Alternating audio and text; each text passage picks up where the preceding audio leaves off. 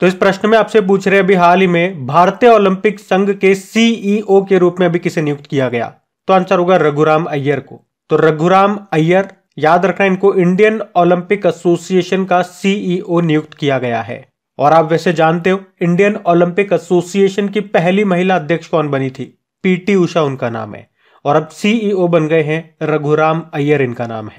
फिर बताओ अभी हाल ही में एशियाई विकास बैंक के कार्यकारी अध्यक्ष के रूप में किसे नियुक्त किया गया? तो आंसर होगा विकासशील को। ये विकास बैंक है और नाम में भी इनके विकास है, विकासशील। तो याद रखना विकासशील को अभी एशियन डेवलपमेंट बैंक में एग्जीक्यूटिव डायरेक्टर के रूप में नियुक्त किया गया है।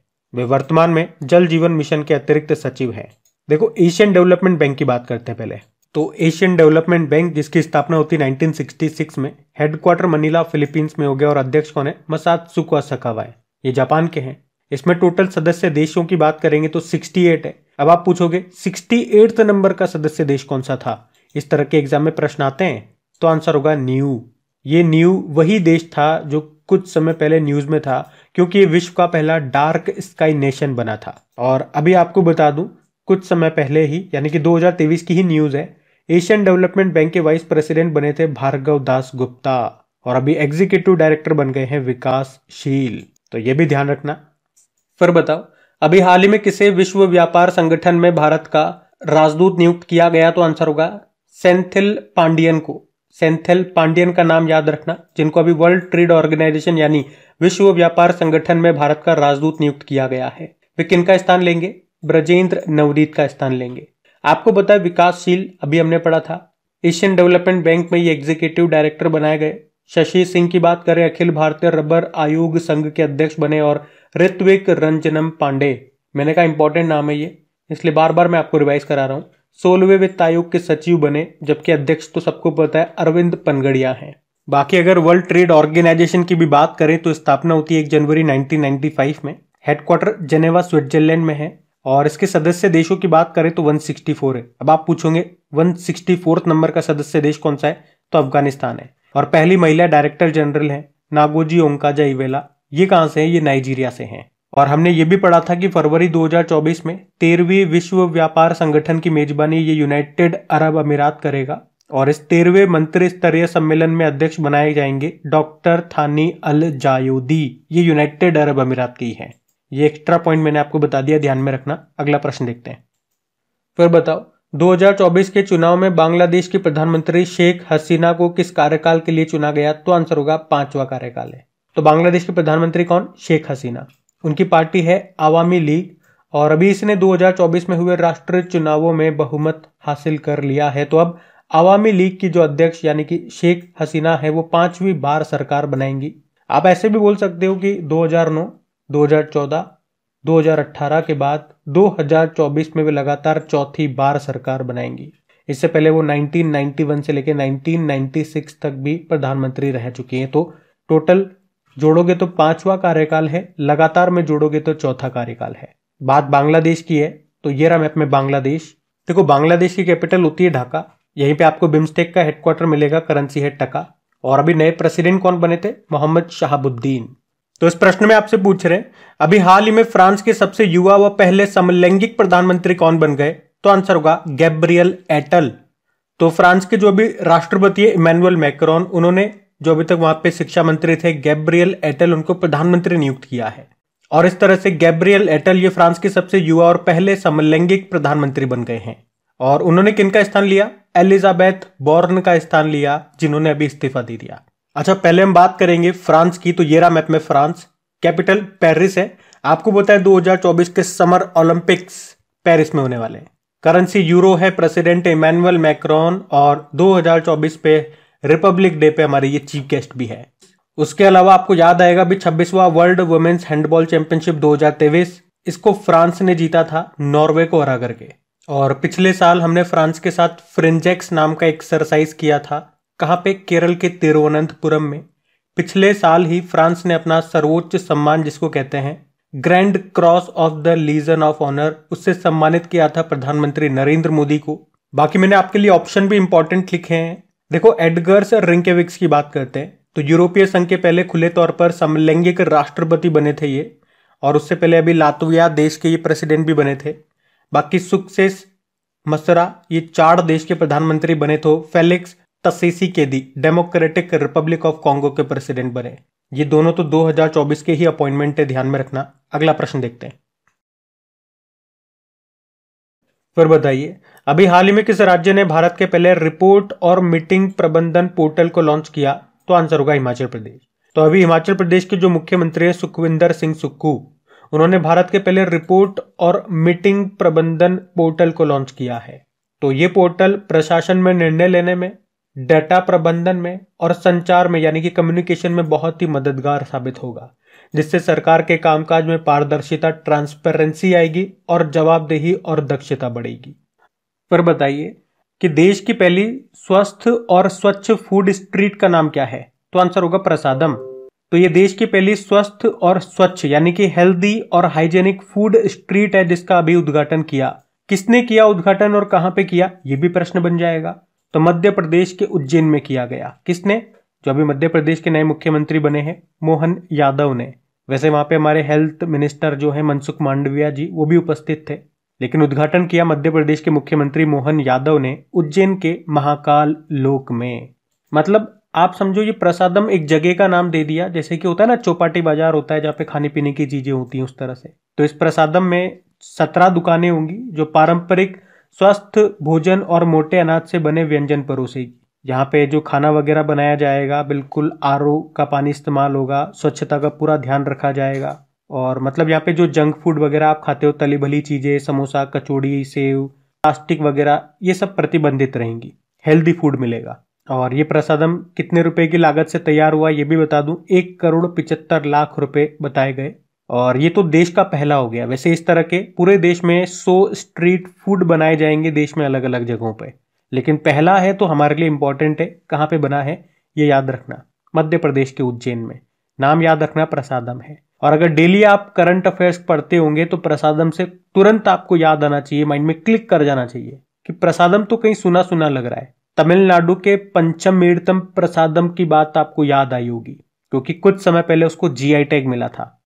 फिर बताओ, हाल ही में किसने एकल संगीत कार्यक्रम के दौरान 140 भाषाओं में गायन का विश्व रिकॉर्ड बनाया? तो आंसर होगा सुचेता सतीश। सुचेता सतीश की बात करें, इन्होंने अभी एक ही संगीत कार्यक्रम में सबसे अधिक भाषाओं में गाना गाकर के विश्व रिकॉर्ड बनाया। और उन्होंने ये परफॉर्मेंस कहाँ पे दी? तो यूनाइटेड अरब अमीरात के दुबई में एक क्लाइमेट कॉन्सर्ट हुआ था, वहां पे इन्होंने 140 भाषाओं में गाना गाया और इस तरह से वर्ल्ड रिकॉर्ड बन गया। वे भारत के किस राज्य से हैं? तो केरल से हैं। फिर बताइए, अभी हाल ही में किस कंपनी के द्वारा कृष्णा गोदावरी बेसिन में पहली बार तेल उत्पादन शुरू किया? तो आंसर होगा ओएनजीसी, यानी कि oil and natural gas company.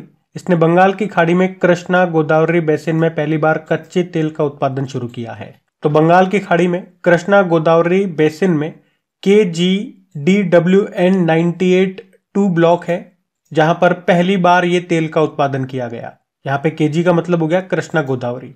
और कृष्णा गोदावरी बेसिन में जिस प्रोजेक्ट से तेल निकाला जा रहा है वो बंगाल की खाड़ी के डेल्टा का हिस्सा है और ये आंध्र प्रदेश की जल सीमा से 35 किलोमीटर दूर है। और इस प्रोजेक्ट का उद्देश्य है देश को एनर्जी में आत्मनिर्भर बनाना, क्योंकि अगर ये पूरी क्षमता के साथ काम करता है तो राष्ट्रीय तेल और गैस उत्पादन में 7% की बढ़ोतरी होगी। अच्छा, गोदावरी नदी ये कहाँ से इसका उत्सर्जन होता है? तो महाराष्ट्र के नासिक में जो त्र्यंबकम की पहाड़ी है वहां से। वहीं कृष्णा नदी का उत्सर्जन होता है महाबलेश्वर की पहाड़ी, महाराष्ट्र से ही। ओएनजीसी की भी बात कर लें तो इसका हेडक्वार्टर नई दिल्ली में है और चेयरमैन है अरुण कुमार सिंह। फिर बताओ, हाल ही में किस राज्य सरकार ने राम मंदिर के सम्मान में 22 जनवरी को शुष्क दिवस के रूप में घोषित किया? तो आंसर होगा छत्तीसगढ़। आपको पता है 22 जनवरी 2024 को अयोध्या में भगवान श्री राम के नवनिर्मित मंदिर की प्राण प्रतिष्ठा की जाएगी। और इसी को लेकर अभी छत्तीसगढ़ के मुख्यमंत्री जो नए बने थे विष्णु देव साय, उन्होंने 22 जनवरी को राज्य में ड्राई डे घोषित कर दिया। उन्होंने कहा कि छत्तीसगढ़ ये भगवान श्री राम का ननिहाल रहा है और इसीलिए भगवान राम के सम्मान में हम ये दिन मनाएंगे। मतलब इस दिन राज्य में शराब की दुकानें बंद रहेगी। अच्छा, अगर आपको याद हो तो अभी भगवान राम से संबंधित या राम मंदिर से संबंधित हमने 2 बुकें पढ़ी थी करंट अफेयर्स में। एक बुक का नाम है द बाबरी मस्जिद राम मंदिर दलेमा, उसको लिखा था माधव गोडबोले ने। और एक बुक थी राम मंदिर राष्ट्र मंदिर एक साझी विरासत, इसको 2 जनों ने मिलकर लिखा था। एक तो प्रोफेसर गीता सिंह और मोहम्मद आरिफ खान भारती। और इसको लॉन्च किसने किया था? केरल के जो गवर्नर है आरिफ मोहम्मद खान ने। फिर बताइए अभी हाल ही में विश्व युद्ध अनाथ दिवस कब मनाया गया? तो आंसर होगा 6 जनवरी को। हर साल 6 जनवरी को world day of war orphans के रूप में मनाया जाता है। और इसे मनाने का उद्देश्य क्या है? अनाथ बच्चों द्वारा सहन किए गए आघात के बारे में जागरूकता फैलाना और उन बच्चों द्वारा सामना किए गए संकटों को दूर करना। वैसे अभी जनवरी में कौन कौन से दिन मनाए हमने? ग्लोबल फैमिली डे मनाया था 1 जनवरी को, डीआरडीओ का स्थापना दिवस भी होता है वैसे। 4 जनवरी को वर्ल्ड ब्रेल डे था और 5 जनवरी को राष्ट्रीय पक्षी दिवस के रूप में मनाया। तो ये जनवरी के इंपॉर्टेंट डेज है, इनको ध्यान में रखना। अगला प्रश्न देखते हैं। फिर बताओ अभी हाल ही में प्रवासी भारतीय दिवस कब मनाया गया? तो आंसर होगा 9 जनवरी को। तो प्रवासी भारतीय दिवस आपको पता है हर साल 9 जनवरी को मनाया जाता है और इसे एनआरआई डे भी कहते हैं। क्यों मनाते हैं? क्योंकि 9 जनवरी 1915 को महात्मा गांधी जी साउथ अफ्रीका से भारत लौटे थे और पहला प्रवासी भारतीय दिवस हमने 2003 में मनाया था। और 2003 से लेकर 2015 तक हर साल प्रवासी भारतीय सम्मेलन का आयोजन हम करते थे, लेकिन फिर 2015 से हमने क्या किया, हर 2 साल में एक बार इसका आयोजन करने लगे। और आपको याद होगा 2023 में हमने 17वां प्रवासी भारतीय सम्मेलन का आयोजन किया था। कहां पे? मध्य प्रदेश के इंदौर में, जिसकी थीम क्या थी? प्रवासी अमृत काल में भारत की प्रगति के विश्वसनीय भागीदार। अब 18वां प्रवासी भारतीय दिवस सम्मेलन ये हम इसका आयोजन करेंगे 2025 में, क्योंकि मैंने कहा ना 2 साल में एक बार करते हैं। चलो फिर बताओ अभी जनवरी 2024 में वाइब्रेंट गुजरात समिट के 10वें संस्करण में मुख्य अतिथि कौन है? तो आंसर होगा पेट्र फियाला। तो vibrant Gujarat global investors summit 2024 में ये इसका 10वां संस्करण है। कब से कब तक? 10 से लेके 12 जनवरी 2024 तक। और इस बार की थीम क्या है? Gateway to the future. और इसमें चीफ गेस्ट कौन है? Petr Fiala. और ये कौन है? ये चेक रिपब्लिक के चेक गणराज्य के प्रधानमंत्री हैं। अच्छा, अब यहां से 2-3 करंट अफेयर्स के प्रश्न मैं आपको लिंक करा करके याद कराऊंगा, ध्यान से सुनना। एक प्रश्न तो शायद आप खुद ही रिलेट कर पा रहे होंगे कि इस बार के हमारे रिपब्लिक डे पे, गणतंत्र दिवस पे चीफ गेस्ट कौन है। चलो ये तो मैं होमवर्क प्रश्न आप ही के लिए छोड़ रहा हूं, आप बताएंगे कौन है वो। बाकी चेक रिपब्लिक की कैपिटल क्या होती है? पराग। और आपको याद होगा अभी 27वीं विश्व सड़क कांग्रेस का आयोजन यहीं पे हुआ था, पराग में। वहीं इससे रिलेटेड एक और पॉइंट याद आएगा, अभी भारत में भी तो 82वीं भारतीय सड़क कांग्रेस का आयोजन आपने किया था अभी दिसंबर 2023 में। कहां पे? गांधीनगर, गुजरात में। और प्रधानमंत्री यहाँ के पेट्र फियाला हो गए और प्रेसिडेंट कौन है? पेट्र पावेल है। दोनों का नाम पेट्र है, तो इसे भी ध्यान रखना। चलो फिर बताओ अभी हाल ही में अंतर्देशीय जलमार्ग विकास परिषद की पहली बैठक ये कहां पे आयोजित की गई? तो आंसर होगा कोलकाता में। तो अंतर्देशीय जलमार्ग विकास परिषद यानी कि इनलैंड वाटरवेज डेवलपमेंट काउंसिल, इसकी पहली बैठक हुई है, इसीलिए ये प्रश्न इंपॉर्टेंट है। पहली बार हुई है, कहां पे हुई? कोलकाता में हुई। और इसका आयोजन किसने किया? हमारे शिपिंग मंत्रालय ने, जिसके मंत्री कौन है? सर्बानंदा सोनोवाल, उन्होंने इसकी अध्यक्षता की है। और इसके आयोजन करने का उद्देश्य क्या रहा? जल परिवहन क्षेत्र में सतत विकास को बढ़ावा देना, मतलब हरित नौकाओं को बढ़ावा देना। हरित नौका मतलब जो ग्रीन एनर्जी से चले, पॉल्यूशन न करे। इसके अलावा इस बैठक में कहा गया कि नदी क्रूज टर्मिनल की संख्या हम 15 से बढ़ाकर 185 करेंगे। रात्रि विश्राम वाले क्रूज सर्किट की संख्या भी बढ़ाई जाएगी, 17 से बढ़ा करके 80 कर देंगे। तो ये सारी घोषणाएं इसमें हुई हैं। अच्छा, एक फैक्ट मैं आपको बता दूं कि भारत सरकार ने अभी अक्टूबर 2023 में ही अंतर्देशीय जलमार्ग विकास परिषद की स्थापना की थी। वैसे भारतीय अंतर्देशीय जलमार्ग प्राधिकरण यानी कि inland waterways authority of India की बात करें, स्थापना इसकी होती है 1986 में, मुख्यालय नोएडा में है और चेयरमैन कौन है? संजय बंदोपाध्याय हैं। और आपको याद होगा अभी ग्लोबल मैरीटाइम इंडिया समिट 2023 का आयोजन हुआ था मुंबई में, 2023 में हुआ था। ये इसका 3रा संस्करण था। फिर बताओ हाल ही में अरुणाचल प्रदेश के किस उत्पाद को जीआई टैग मिला है? तो आंसर होगा वांचो लकड़ी शिल्प को। तो वैसे तो अभी अरुणाचल प्रदेश के 3 प्रोडक्ट्स को जीआई टैग मिला है, मैं तीनों आपको बता दूं। एक तो यही हो गया वांचो लकड़ी शिल्प, इसे वांचो जनजातियों के द्वारा तैयार किया जाता है। ये एक तरह का लकड़ी से बना हुआ सजावटी आइटम है। और दूसरा है आदि केकिर, ये अदरक ही है, जिसे आप जिंजर बोलते हो इंग्लिश में। मतलब वहां पे अदरक को जो स्थानीय भाषा है वहां पे आदि केकिर कहते हैं। तो इसे इसके स्वाद और इसके शेप वगैरह के कारण अभी जीआई टैग मिला।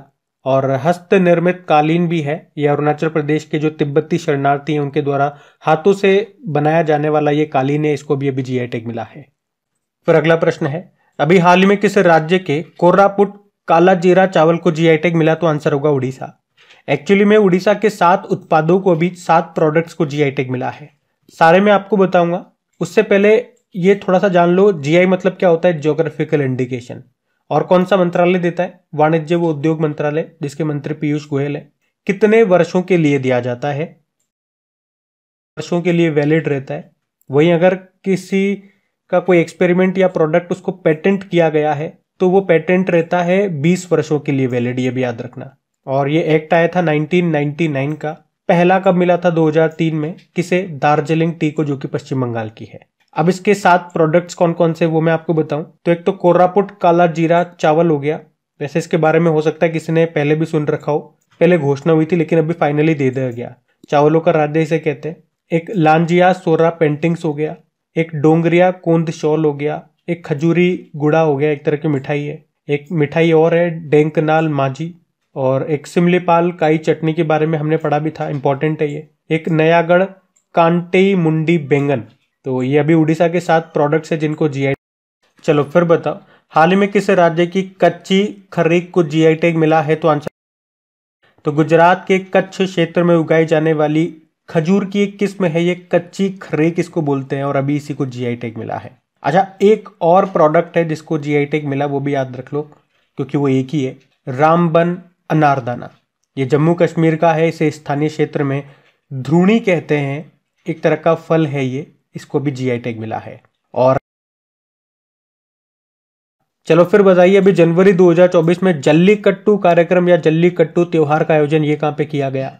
तो आंसर होगा तमिलनाडु में। तो तमिलनाडु के मदुरै में ये जल्लीकट्टू त्योहार, जल्लीकट्टू कार्यक्रम का आयोजन होता है। इसमें क्या होता है आपको पता है, जो बेल होता है उसको भीड़ में छोड़ दिया जाता है, फिर उसे वश में करना होता है, कंट्रोल में करना होता है। मतलब जो भी उसकी कुबड़ को लंबे समय तक पकड़ लेगा और उसके सींगों में एक पट्टी बंधी होती है लाल कलर की, उसे खोल देगा, उसे विजेता घोषित किया जाता है। और इस जल्लीकट्टू महोत्सव को पोंगल के मौके पर आयोजित किया जाता है, जो मुख्य रूप से 15 जनवरी को होता है। अच्छा देखो, एक प्रश्न ये भी बन सकता है कि वैसे तो ये भारत में तो होता ही, आपको पता ही, सबको पता होगा तमिलनाडु में ये जल्लीकट्टू होता है, क्या होता है ये भी पता है, लेकिन प्रश्न एग्जामिनर ऐसे पूछ सकता है कि भारत के बाहर और किस देश में ये मनाया जाता है, तब शायद आप अटक जाओ। तो मैं आपको बता दूं, ये भारत के बाहर श्रीलंका में भी मनाया जाता है। अच्छा, ये तो जल्लीकट्टू हो गया। एक कंबाला दौड़ भी आपने सुनी होगी, ये कर्नाटक में होती है, जिसमें भैंसों की दौड़ कराई जाती है, कंबाला, ये भी आप ध्यान रखना। अगला प्रश्न देखते हैं। चलो फिर बताओ, अभी हाल ही में पर्पल उत्सव 2023 का आयोजन ये कहां पे किया गया? तो आंसर होगा गोवा में। इंटरनेशनल पर्पल फेस्टिवल की बात कर रहे हैं, जिसका आयोजन हुआ अभी गोवा में 8 जनवरी से लेके 13 जनवरी 2024 तक। और इसका आयोजन करने का उद्देश्य क्या है? संगीत, नृत्य और मनोरंजन में आकर्षक प्रदर्शन के माध्यम से दिव्यांगजनों की प्रतिभा का प्रदर्शन करना। फिर बताओ, अभी हाल ही में केंद्र सरकार ने पृथ्वी विज्ञान योजना के लिए कितना बजट जारी किया? तो आंसर होगा 4797 करोड़ रुपीस। तो अभी पृथ्वी विज्ञान मंत्रालय ने पृथ्वी और इसके महत्वपूर्ण संकेतों की समझ बढ़ाने के लिए ये पृथ्वी विज्ञान नाम से एक योजना शुरू की है। एक्चुअली में इसमें 5 योजनाओं को शामिल किया गया है जो वर्तमान में चल रही है, और उन्हीं को मिलाकर के ये योजना नाम दे दिया पृथ्वी विज्ञान योजना। और किन किन 5 योजनाओं को इसमें शामिल किया वो भी मैं आपको बता दूं एक बार। वैसे तो मैंने लिस्ट लगा दी आपके सामने, शॉर्ट में मैं आपको बता दूं। एक अक्रॉस योजना हो गई, एक ओ स्मार्ट है, एक पेसर हो गई, एक सेज योजना है और एक रीच आउट है। बाकी फुल फॉर्म आप यहाँ पे देख सकते हो। और मैंने आपको बता ही दिया कि इसके लिए कितना बजट रखा गया है, मतलब कितना खर्च किया जाएगा, 4797 करोड़ रुपीस। और इस योजना की अवधि रखी गई है, समय सीमा 5 साल। और उद्देश्य भी मैंने आपको बता दिया, पृथ्वी के महत्वपूर्ण संकेतों के बारे में हमारी समझ को बढ़ाना और वैज्ञानिक ज्ञान को व्यवहारिक सेवाओं में परिवर्तित करना, जिससे समाज, पर्यावरण और अर्थव्यवस्था को लाभ हो सके। फिर आपसे पूछ रहे हैं, अभी किस राज्य सरकार ने ST/SC छात्रों के लिए योग्य श्री योजना शुरू की है? तो आंसर होगा पश्चिम बंगाल। तो अभी पश्चिम बंगाल की जो मुख्यमंत्री है ममता बनर्जी, उन्होंने योग्य श्री नाम से एक व्यापक सामाजिक कल्याण योजना शुरू की है। अब इसमें क्या होगा, तो इसमें ST/SC के छात्रों को मुफ्त कोचिंग कराई जाएगी अगर कोई स्टूडेंट कंपटीशन की तैयारी करना चाहे तो। इसके लिए राज्य में 46 केंद्र बनाए जाएंगे जहां पर उन्हें मुफ्त कोचिंग की सुविधा दी जाएगी। इसके अलावा पश्चिम बंगाल ने छात्र इंटर्नशिप योजना भी शुरू की है। इसमें हर साल 2500 छात्रों को इंटर्नशिप दी जाएगी। अच्छा, क्या आपको याद है इसी तरह से फ्री में कोचिंग देने वाली योजना कुछ राज्यों ने भी शुरू की थी? क्या आपको पता है उनके बारे में? मैं आपको बताता हूं, ध्यान से सुनना। राजस्थान सरकार ने शुरू की थी, उसका नाम है मुख्यमंत्री अनुप्रति योजना।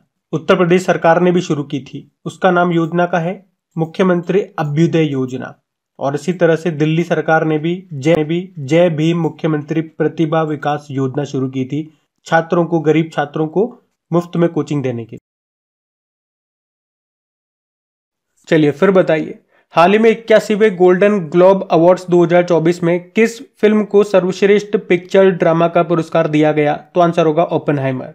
हम बात कर रहे हैं गोल्डन ग्लोब अवार्ड्स 2024 की। इस बार ये 81वां संस्करण है। इसका आयोजन हुआ अमेरिका के कैलिफोर्निया के बेवर्ली हिल्स में। इंपॉर्टेंट आप याद रख लो, जैसे कि बेस्ट फिल्म का अवार्ड मिला है ड्रामा में ओपेनहाइमर को। बेस्ट एक्टर रहे हैं किलियन मर्फी ओपेनहाइमर मूवी के। बेस्ट एक्ट्रेस हैं lily Gladstone killers of the flower moon movie की। और बेस्ट डायरेक्टर हैं क्रिस्टोफर नॉलन ओपेनहाइमर के ये डायरेक्टर हैं। तो फिल्म, एक्टर, एक्ट्रेस और डायरेक्टर का नाम याद रख लो। वैसे ये गोल्डन ग्लोब अवार्ड आपको बता दूं, ये अमेरिकी और अंतरराष्ट्रीय फिल्म और टीवी दोनों में उत्कृष्टता एक्सीलेंस के लिए दिया जाने वाला अवार्ड है। और 2 पॉइंट और याद रखना कि पहले भारतीय कौन थे जिन्हें गोल्डन ग्लोब अवार्ड मिला था? AR रहमान थे, स्लम डॉग मिलेनियर के लिए मिला था। और पिछले साल 2023 में जो 80वां गोल्डन ग्लोब अवार्ड्स में हमने देखा था, नाट्टू, ये गोल्डन ग्लोब अवार्ड जीतने वाला पहला एशियन सॉन्ग बना था। तो ये पॉइंट्स भी याद रखना, और अभी करंट अफेयर्स वाले ये पॉइंट्स भी याद रखना। अगला प्रश्न देखते हैं। फिर अगला प्रश्न है, अभी हाल ही में कितने लोकसभा सांसदों को सांसद रत्न सम्मान के लिए चुना गया? तो आंसर होगा 5 को। तो अभी 5 लोकसभा सांसदों को संसद रत्न पुरस्कार के लिए चुना गया है। मतलब इस सम्मान से उन सांसदों को सम्मानित किया जाता है जिनका काम संसद में बेहतरीन होता है। और जो जूरी पैनल है, यानी कि जो सिलेक्शन पैनल होता है, उसके अध्यक्ष कौन है? जो हमारे कानून मंत्री हैं अर्जुन राम मेघवाल। तो उनकी अध्यक्षता में इन 5 जनों को चुना गया। नाम मैं आपको बता दूं, सुकांत मजूमदार, श्रीकांत एकनाथ शिंदे, सुधीर गुप्ता, राम सिंह कोल्हे, कुलदीप राय शर्मा। अच्छा, इनके अलावा 17वीं लोकसभा के लिए 4 सांसदों को संसद महारत्न पुरस्कार के लिए भी चुना गया है। उनके नाम भी आपको बता दूं, NK प्रेमचंद्रन, अधीर रंजन चौधरी, विद्युत बरन महतो और हीना विजय कुमार। और इनके अलावा 3 स्थायी समितियों को भी संसद महारत्न पुरस्कार के लिए चुना गया है। कृषि समिति, जिसके अध्यक्ष हैं PC गद्दी गौदार, वित्त समिति, जिसके अध्यक्ष हैं जयंत सिन्हा, और परिवहन व पर्यटन समिति, जिसके अध्यक्ष हैं विजय साई रेड्डी। तो संसद रत्न पुरस्कार और संसद महारत्न पुरस्कार दोनों मैंने आपको बता दिया, ध्यान रखना। वैसे अभी 17वीं लोकसभा, उसके अध्यक्ष कौन है? ओम बिरला है, इनका नाम भी ध्यान में रखना। अगला प्रश्न देखते हैं। तो इस प्रश्न में आपसे पूछ रहे, अभी हाल ही में इसरो ने किस रॉकेट पर polymer electrolyte membrane fuel cell का परीक्षण किया? तो आंसर होगा PSLV C58। अच्छा, आपको याद होगा, अभी हमने पढ़ा भी था, 1 जनवरी 2024 को इसरो ने एक्सपोसेट उपग्रह, जिसका फुल फॉर्म होता है एक्सरे पोलारिमीटर सैटेलाइट, इसको लॉन्च किया था। किस रॉकेट से लॉन्च किया था? याद है, PSLV C58 से। तो उसी के साथ इसरो ने पोएम 3 में polymer electrolyte membrane fuel cell आधारित पावर सिस्टम का भी सफल परीक्षण किया था। अब ये पोएम क्या है? तो ये इसरो का एक PSLV ऑर्बिटल एक्सपेरिमेंटल मॉड्यूल है, या यूं कहूं कि एक प्लेटफॉर्म है। मतलब इसमें इसरो अपने in orbit scientific experiments perform करता है। अच्छा, इसको बिल्कुल सीधे शब्दों में बताता हूं, आपकी भाषा में बताता हूं जो आपको समझ में आए, ध्यान से सुनना। ये जो हमारा PSLV रॉकेट हो गया ना, इसमें 4 स्टेजेस होती हैं। जब ये रॉकेट ऊपर अंतरिक्ष की तरफ जाता है तो पीछे की जो 3 स्टेजेस होती हैं जिसमें फ्यूल वगैरह होता है, ये खुलते जाते हैं और फिर समुद्र में आकर के घिर जाते हैं। लास्ट में बचता है एक ऊपर वाला, टॉप वाला, जिसे स्टेज 4 बोलते हैं। उसी में अपना उपग्रह सैटेलाइट वगैरह होता है। तो ये ऊपर जाता है, ऑर्बिट में सैटेलाइट को छोड़ता है और फिर ये बेकार हो जाता है। जो स्टेज 4 का स्ट्रक्चर है वो बेकार हो गया, वो अंतरिक्ष का कचरा कहलाएगा, या इसके लिए एक शब्द होता है स्पेस जंक। वो फिर अंतरिक्ष में घूमता रहता है कचरे की तरह, और एक तरह से वो नुकसानदेह भी होता है। कभी कभी ये घूमते घूमते सैटेलाइट से भी टकरा जाते हैं तो नुकसान हो जाता है, क्योंकि उस पर हमारा कंट्रोल नहीं होता तो फिर हमारी इसरो ने क्या दिमाग लगाया, उन्होंने कहा कि यार ये स्टेज 4 को हम फिर से यूज कर लेते हैं। तो इन्होंने इस स्टेज 4 को एक प्लेटफॉर्म की तरह यूज कर लिया। जिसपे हमारे कोई भी एक्सपेरिमेंट्स अगर हमें करने होते हैं तो वो हम परफॉर्म करते हैं। तो फिर ये कैसे काम करेगा? बाकी सारा प्रोसेस तो पहले की तरह है, वो अपने ऑर्बिट तक गया, वहां पे जो भी सैटेलाइट लेकर के गया उसको छोड़ेगा, फिर ये वापस स्टेज 4 नीचे आएगा, नीचे कोई ऑर्बिट में जहां पर भी उनको कोई एक्सपेरिमेंट परफॉर्म करना है। तो वहां पे जो स्टेज 4 है वो एक प्लेटफॉर्म की तरह काम करेगा जहां पे आप अपने एक्सपेरिमेंट्स कर सकते हो, और उसी प्लेटफॉर्म को इन्होंने बोला पोएम। पोएम की फुल फॉर्म मैंने आपको बताई थी अभी, PSLV ऑर्बिटल एक्सपेरिमेंटल मॉड्यूल, और इसी को आप बोल सकते हो PSLV स्टेज 4 ऑर्बिटल प्लेटफॉर्म। तो अभी हमने इसी प्लेटफॉर्म पे एक polymer electrolyte membrane fuel cell based एक पावर सिस्टम का सफल परीक्षण किया है। इसे भी सीधा सा समझाऊं तो हाइड्रोजन और ऑक्सीजन गैसों का उपयोग करके हमने 180 वॉट की बिजली पैदा की है।